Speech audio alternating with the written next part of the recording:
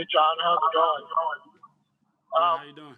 I was curious, how this first week of practice has kind of gone for you, and what you think your biggest adjustment is so far. Thanks. I feel like the week been going okay. Had my ups and downs. Really just the playing speed. Everything is a lot faster. Tempo is faster, and then just knowing what you got. We'll go Chris Franklin and then Ruben Frank. Hey, John, how would you assess your play today during today's scrimmage, and what do you think are some of the things you need to improve upon, if there are any? I feel like I did all right. Definitely a lot that I can improve on. Maybe my releases or downfield releases. But overall, definitely feel like I could improve on a lot of things. We'll go Ruben Frank and then John McMullen. What surprised you the most from this first week, either good or bad?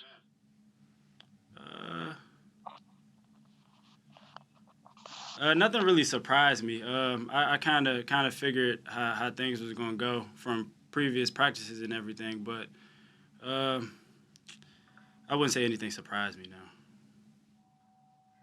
John McMullen and then Daniel Gallen. Hey, John.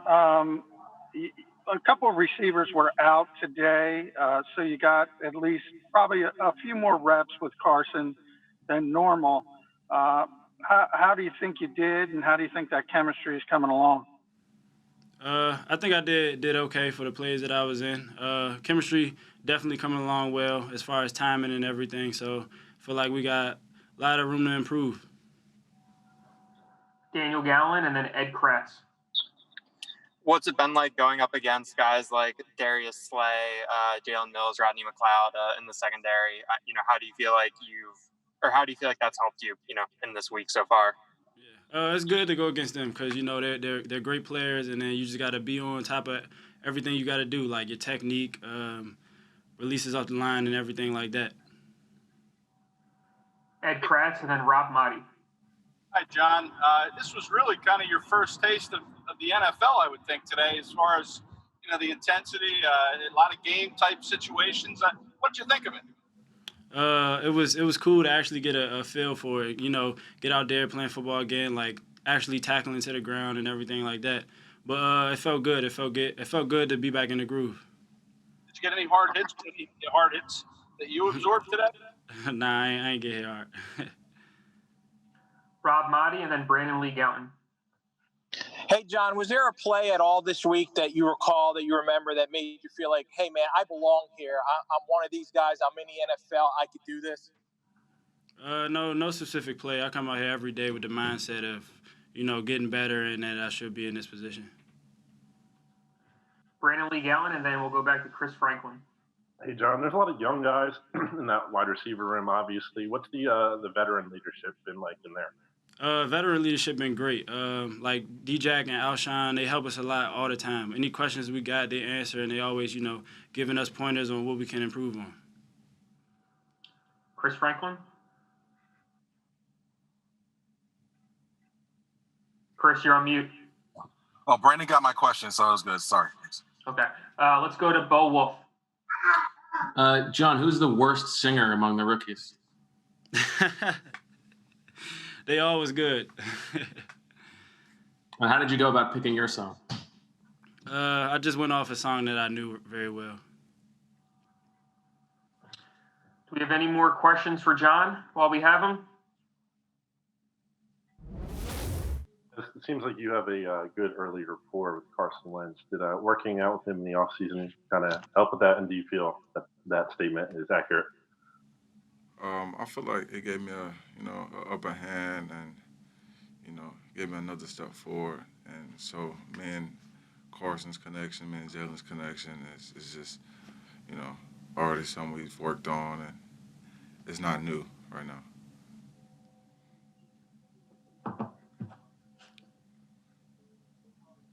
Any other questions for Quez? We'll go with Bo Wolf. Hey, Quez. It seems like you've been spending a little bit of time in the slot. Did you do that a lot in college? In college, I was kind of, in and out of both. I played some slot some. I think I came in as a slot, but, I kind of do both. what's the difficulty of picking that up and trying to learn the offense at multiple positions? Honestly, at this level, you got to know every position, so it's really nothing new. We'll go Les Bowen and then Daniel Gallen. Hey, Cliff. I was wondering, you've been up against a lot of DBs the whole week having gone by. Who impressed you? Who did you have trouble with? All of them are good corners, and I believe Slay, he was the most patient, and he's handsy, so he really just he want to wait on you. But all of them are great corners. Thank you. We'll go Daniel Gallen and then Chris Franklin. Hey, Quez, how do you feel like, or where do you feel like you are on the learning curve right now after getting your full week in pads? It's Friday. How much farther along do you feel like you were than you were on Monday? I feel like I'm far along now from the beginning of it to now. I feel like I know each position, what each position has, what route. Somebody asks me what they have, I can help them. So I feel like I'm still learning, but I feel like I'm ahead and I know the system. We'll go Daniel Gallen and then Chris Franklin. Chris, go ahead. Hey, Quez. Thanks for talking. Quick question. When it comes to the veterans, what are some of the lessons that they've imparted to you so far, and how they helped out with your development as a player? The first thing they'll tell me is, get in your playbook. And if you don't know something on the field, ask questions. But as the play's going on, always play fast. And if you make a mistake, and make it going fast. We all make mistakes. That's why we come in and watch film. So just really learn how to play fast at any given aspect. Ed Kratz and then Rob Motti.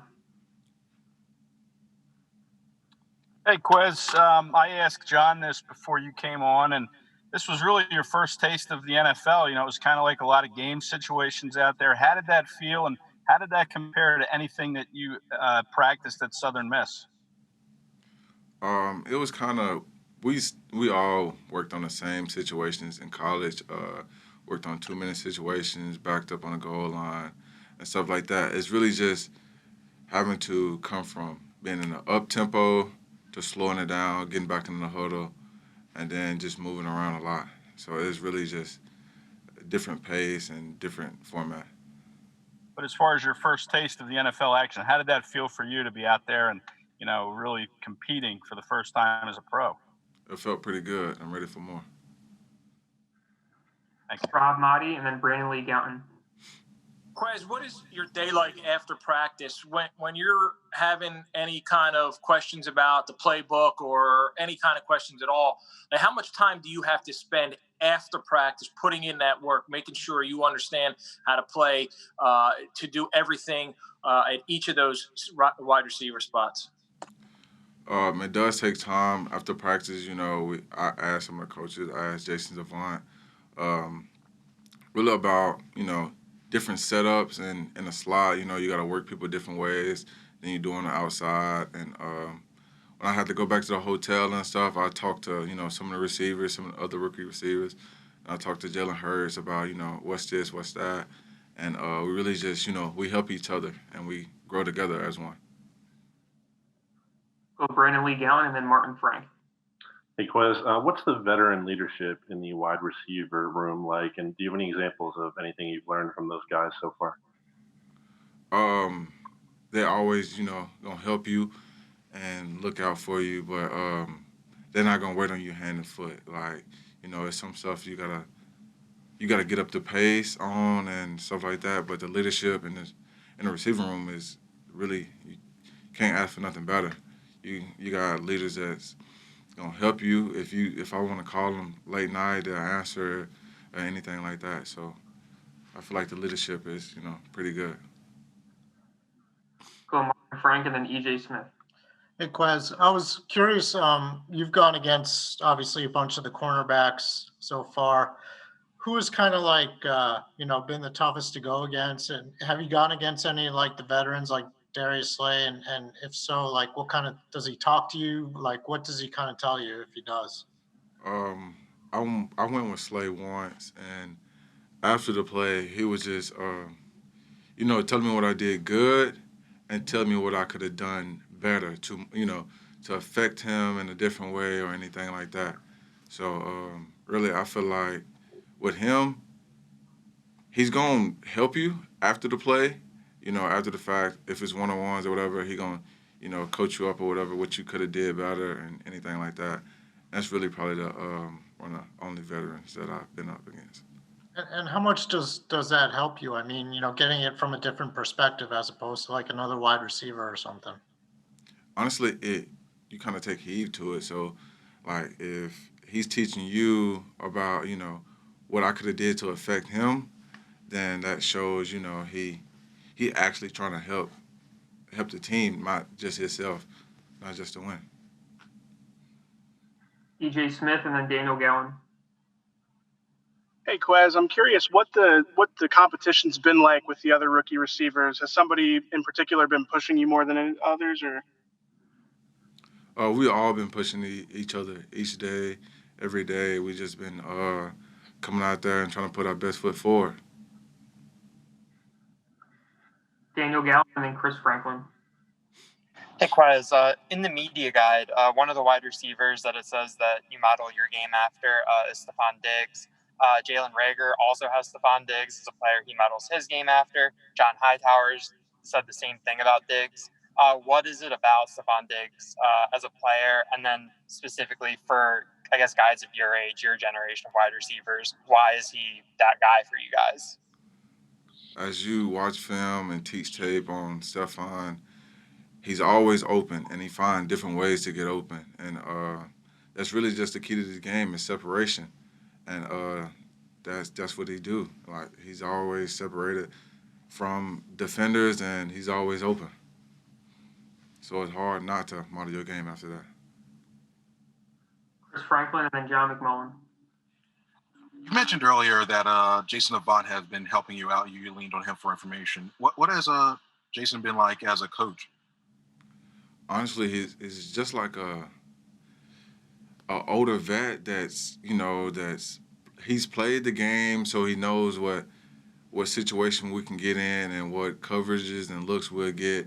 So he helps us coming in and out of our breaks, really at the top of the routes and just different moves we can use in between the routes. So he's really just adding extra stuff into our bags. Last one here from John McMullen. Hey, Quez, kind of piggybacking off that with Aaron Moorhead. He's also a former player, obviously. Was just wondering if he stressed one or two things for you guys that you need to work on or anything of that nature. The main thing he stressed is really getting in and out of our breaks at the top of our routes, just really getting in and out of our breaks, getting our footing and stuff down. Hey, Nate. Doug was asked about the backup quarterback job the other day, and he gave you a vote of confidence and said that you're the number 2. Does that bring any solace to you, or did you assume as much? And are you going to be going into these next few weeks thinking that the job is yours? Yeah. You learn in this league never to assume anything. You have to go earn it every single day. It's a broken record, but rent is due every day, and you got to make sure that you bring it. So definitely not taking anything for granted. Thankful for the opportunity I have, and just trying to put my best foot forward every day and help this team and just keep improving as a player. So again, just taking it one day at a time. Ruben Frank and then Zach Berman. What's up, Nate? Hey. With that said, how much does it kind of drive you having such a talented kid like Jalen in camp with you and in the quarterback room and on the field? Yeah, Jalen's been awesome. I've been really impressed. He can really spin it. Everyone thinks he's an athletic guy, which obviously he is, but he can really spin it, and he's really smart in the room. So he's been great to have in the film room.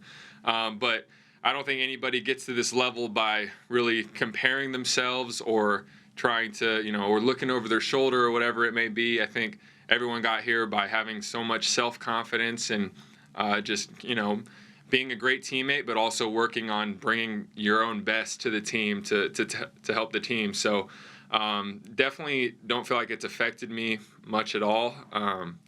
But, he's been a great addition to the room, and I think he's going to have a great career. But my job right now is to compete and play hard and do my best. So that's what I'm trying to do. Zach Berman and then Dave Zangaro. Hey, Nate, following up on that, this is our first chance speaking to you since March. What was your reaction when they spent a second-round pick on a quarterback? Yeah, I wasn't, I really don't follow the draft. I haven't followed the draft since I was drafted back in 2016. So got an update that that's what happened and just kind of, accepted it and knew that wasn't going to change my approach. You can never have too many good quarterbacks in a room. And we've kind of been an example of that, I feel like, the last few years since I've been here. And, it wasn't nothing in this league overly surprises, but definitely didn't change my approach.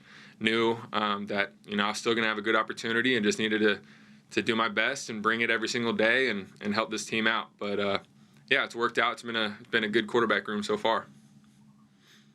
Dave Zangaro and then Wes Bowen. I did want to ask you a little bit more about Jalen. We see him on the field, obviously, but what are you seeing in the meeting room, behind the scenes, film study, that sort of thing? Yeah, Jalen really carries himself like a pro already. He's a mature dude, and he really knows football. It's been impressive, and like I said before, he throws it better than I think people give him credit for. He's got a ton of talent, so I think he's gonna have a great career. And he's I think we're all kind of still getting to know each other. We've only been around each other other than Zoom calls for a couple weeks now, and so we're still getting to know each other on personal levels and things like that. But yeah, he's been a great addition, and looking forward to working with him. Les Bowen and then Bo Wolf. Hey, Nate. It looked like watching today, not just your group, but every group, the defense was ahead of the offense. Is that kind of the way it is in this sort of hit the ground running training period? Is it easier for those guys? I don't know. I feel like, offense definitely, there needs to be some time to gel, whether it's, quarterbacks and receivers being on the same page, tight ends, O-line, passing off stunts, things like that. But I think we've done a really good job, and we're, taking a day at a time, and our defense has always been a challenge. In OTAs, games, training camps, whatever, they fly around.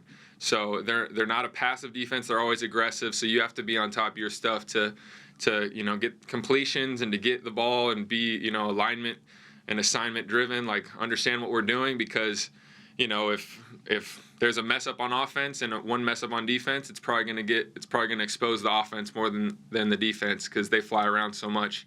But they've been a great challenge, and, it's going to be great for us to continue to go against them, and hopefully we can get them next time. Bo Wolf and then Jeff Skaversky. Hey, Nate, there are so many new faces in the offensive room, especially at wide receiver and even at tight end and running back down the depth chart. Who has jumped out to you?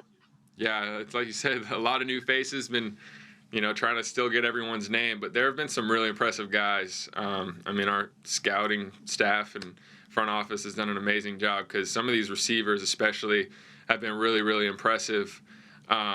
Obviously the draft pick receivers have been really impressive to me. A ton of speed, some great releases, some natural ability, great hands. Starting with Jalen Reagor, obviously he gets in and out of breaks at a pretty special level, I would say, just so far, and got strong hands.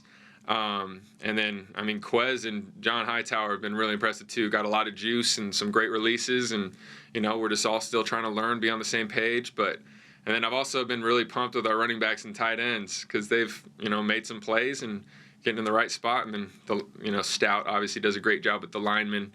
I wouldn't say one person in particular has been, above the rest. There have been a lot of really impressive performances so far. Jeff and then Paul Domowitch.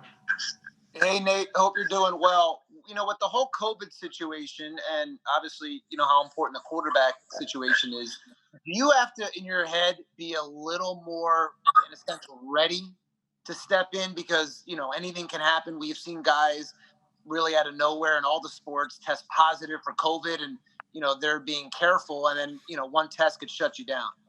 Yeah, like you said, it's definitely unprecedented this year. I really don't think it will change my approach because, it's one play away mentality being a backup, whether it's for COVID or, a helmet breaking or whatever. So definitely don't think it's going to change my approach. I want to stay ready, whether I was the 3 before, the 2 before, I'm ready to play. You treat yourself like the starter. You want to make sure that they could call the game with you in there just like they do the starters. So I just want to give the coaches confidence in me, like I've always tried to do, that I can go and pick up where it was left off and keep moving forward. But I wouldn't say COVID changes a lot of things, but I don't think that it changes that approach or mentality at all. Can I ask you a quick follow-up? What did you make of Jason Kelsey's Flyers jersey out there today? Yeah, I loved it. I mean, I grew up a big hockey fan, and I've been to a Flyers game before, so I mean, it's a really cool orange jersey, and I was surprised he was allowed to wear it, but it looked cool. Amo and then Rob Meyer. Thank you. Yeah, Nate, when we talked to you in March, you were pretty excited about Doug adding Rich Scangarello to his staff and what he would add to both the room and the offense. How has that gone? I mean, have you been impressed by Rich and what he's been brought to the offense? Yeah, I mean, I couldn't be more excited about our offensive room right now. I mean, Rich, like I said back then, he's really brought a great breath of fresh air to our offense. I mean, we're doing a lot of similar things, but a lot of, great tweaks here and there to marry up some things. And, he's bringing a lot of expertise in that area. And then it's also been awesome having Press, kind of in an elevated role. I've always had a lot of confidence and a great relationship with Press, and he's been doing awesome. And then it's great to have Andrew Briner in there, new guy. He's been grinding some cut-ups and some tapes for us. And then Marty Morningwig being in there has been awesome. He's got some of that, older wisdom, and he's been great just to talk ball with. So, yeah, I couldn't be more excited about the room that we have and coaches to dialogue with. But, yeah, Rich has been a great addition, and I'm really excited about what he's going to bring and how we do in the games. We'll take 3 more. We'll go Rob Motti, John McMullen, and then Zach Berman. Hey, Nate, you've been able to play with and behind some very accomplished backup quarterbacks. Nick Foles, we all know what he did here. Josh McCown was around for a long time in the NFL.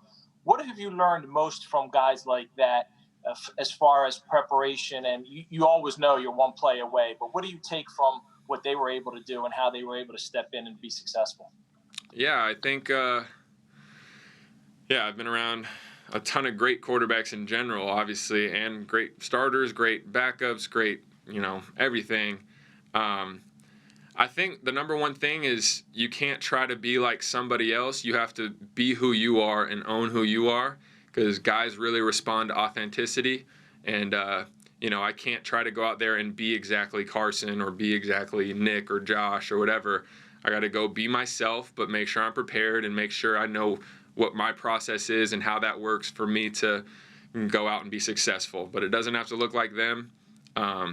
Everyone loves comparisons, but comparison's always tough as a quarterback because we're all different in some ways. So, I'm just trying to do my best and be the best, Nate I can be, but definitely learned a lot of little things here and there on how they handled themselves that hopefully I can use moving forward. Go ahead, John.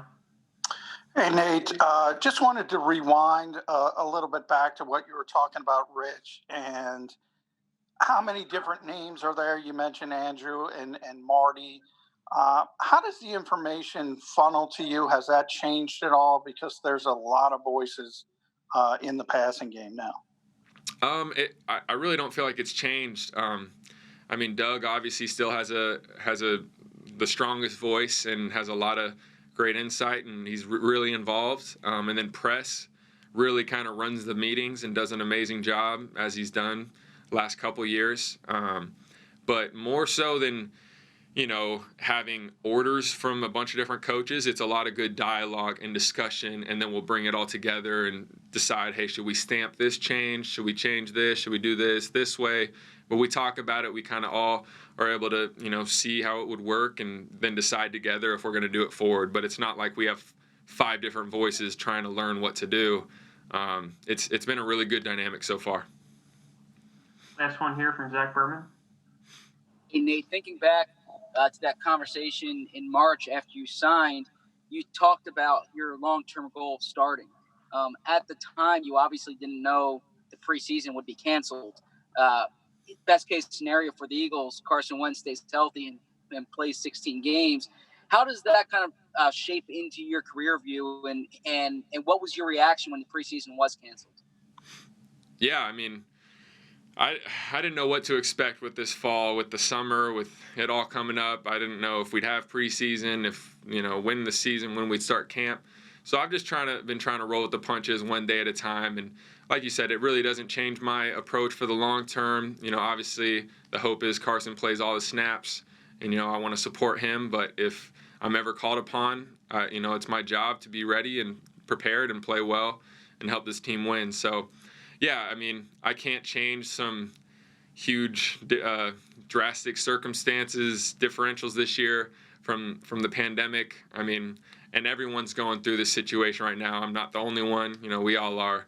A lot of quarterbacks are. So, I still see myself as a young player, and I know I can play. I have a lot of confidence in myself, and I know the best thing I can do is be prepared and keep working to practice well and perform well, and then if thrown in and given an opportunity, then do my thing and play well. So, yeah, it's really one day at a time.